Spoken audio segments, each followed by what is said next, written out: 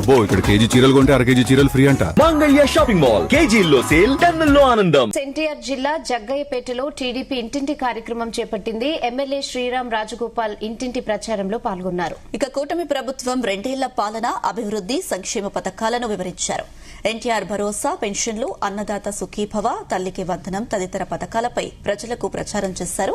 ఉచిత వైద్య సేవలు, సీఎంఆర్ఎఫ్ ద్వారా అందిస్తున్న సహాయంపై వివరించారు.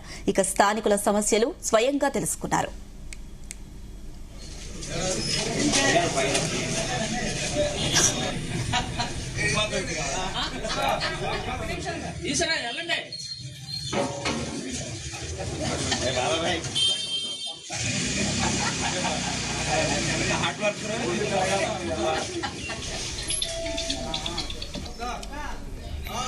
అక్కడి నుంచే సంబంధిత అధికారులతో ఫోన్లో మాట్లాడి పరిష్కారానికి తక్షణ చర్యలు తీసుకోవాలని ఆదేశించారు. ప్రజలకు అందుబాటులో ఉంటూ అభివృద్ది, సంక్షేమ ఫలాలు ప్రతి కుటుంబానికి చేరేలా కృషి చేస్తున్నామని ఎమ్మెల్యే శ్రీరామ్ రాజగోపాల్ తెలిపారు.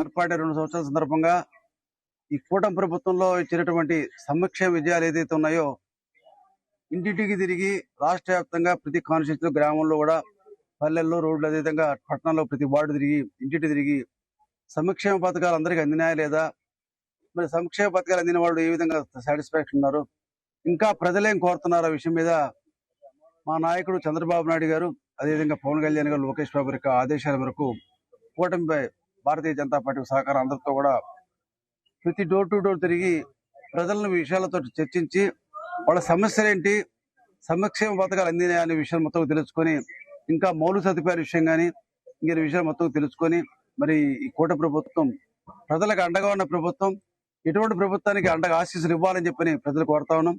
కూటమి ప్రభుత్వం కొనసాగితేనే రాష్ట్ర అభివృద్ధి కావచ్చు, మరి రాష్ట్రంలో ఉద్యోగ అవకాశాలు రావాలన్నా, ఉపాధి అవకాశాలు రావాలన్నా సరే ఈ కూటమి ప్రభుత్వాన్ని కొనసాగిస్తేనే రాష్ట్ర అన్ని విధాలుగా అన్ని రంగాల్లో అభివృద్ధి చెందని చెప్పని ప్రజలు కోరుతా ఉన్నాం. ప్రజలు ఆ విధంగా సహకరిస్తున్నారు.